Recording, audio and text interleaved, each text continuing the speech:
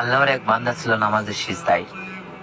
আল্লাহ ডাক দিয়ে বলে, বান্দা, তুই যতই নামাজ পড় আর যতই সিজদা কর, তোর ঠিকানা জাহান্নাম।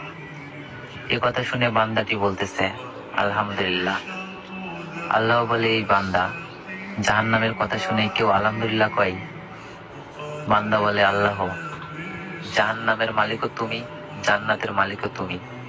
তুমি আল্লাহ যদি খুশি হয়ে আমাকে জাহান্নামও দাও, আমার আপত্তি করার কোনো অধিকার নেই।